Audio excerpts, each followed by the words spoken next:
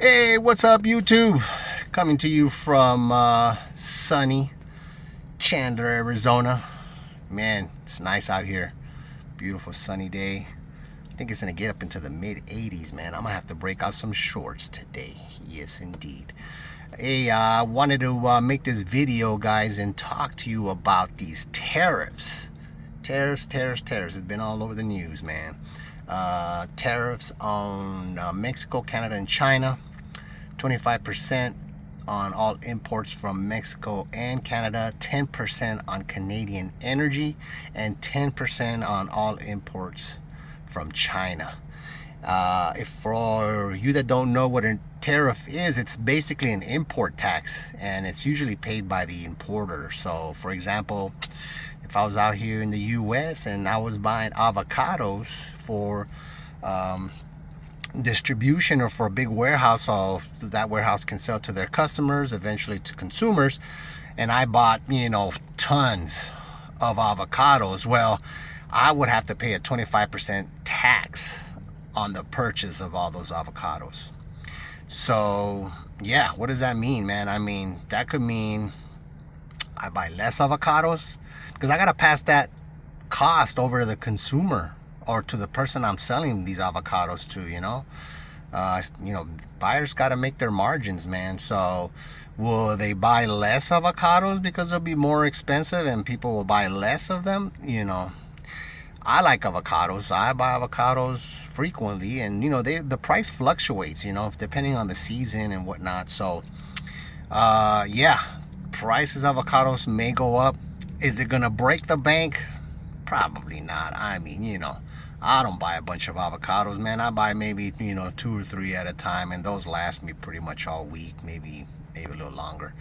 But yeah, so what does that mean for trucking? I mean, there could be less shipments, of imports from Canada and Mexico.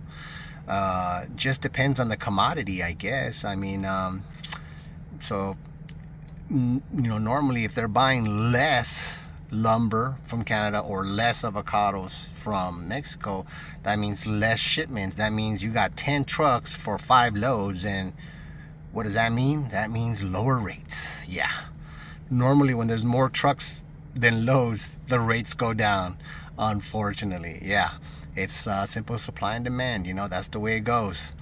And those trucks that don't get loads, are looking for loads somewhere else, and it just affects the entire trucking market, the entire load board and stuff. So there's just more trucks, more empty trucks out there. So yeah, it may not be good for trucking, but at the same time, some buyers might turn to American producers. We grow avocados here in the United States. I think out of California, maybe not as many as Mexico. Mexico, is the biggest exporter of avocados to the United States. I think about 80 or 90% of the avocados that we eat come from Mexico.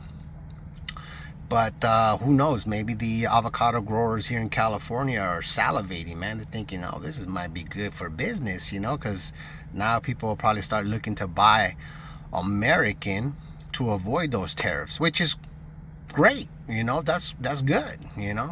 Same thing with whiskey. If Canada's not buying up more Kentucky bourbon, that means these whiskey producers have more whiskey, and they're probably gonna be selling it at cheaper prices because they just have an abundance of it. Again, supply and demand, it plays in this economy. Keep in mind, we are the biggest consumers in the world. That's what's made China wealthy. That's what runs the Mexican economy, the Canadian economy. I mean, 80% of Mexico's exports come to the United States, man, and that's a lot. So a 25% tariff, ooh, and that's huge.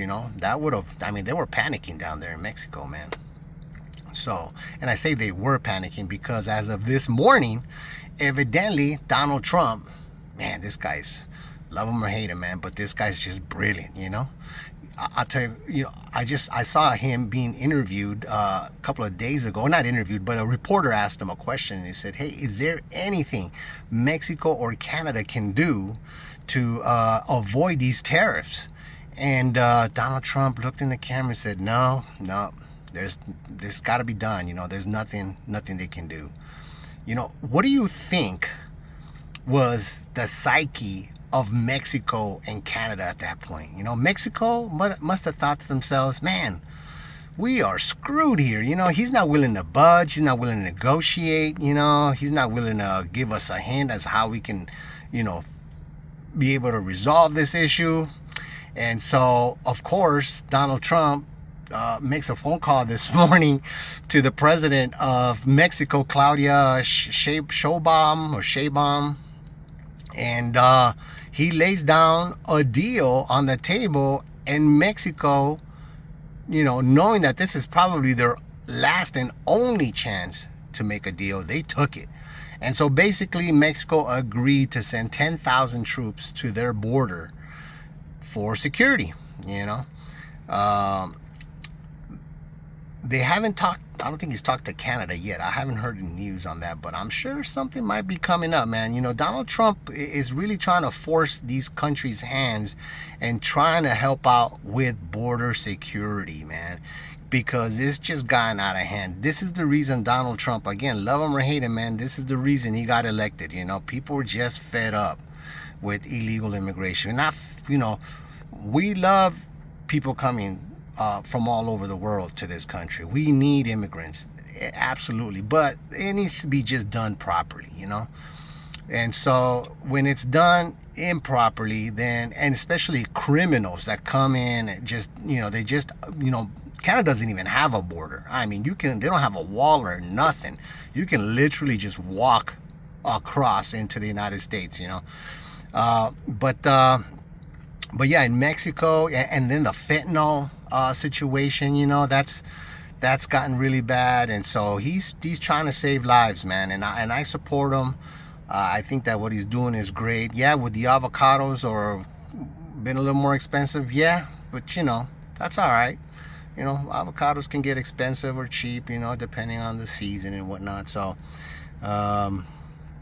same with Canada, and their energy and lumber and all that stuff. Would it have caused higher prices? Yeah. Would it have caused inflation?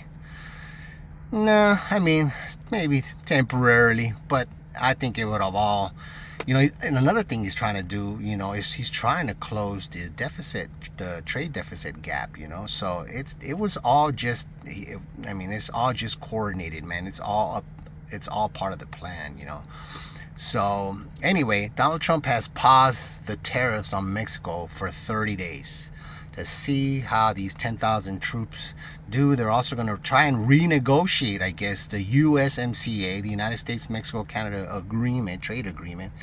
And so I guess the first one wasn't good enough, even though it was brokered by Donald Trump.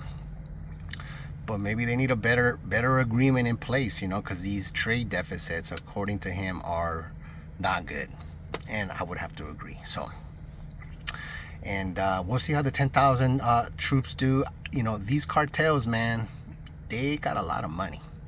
So, can we trust the 10,000 troops? I don't know.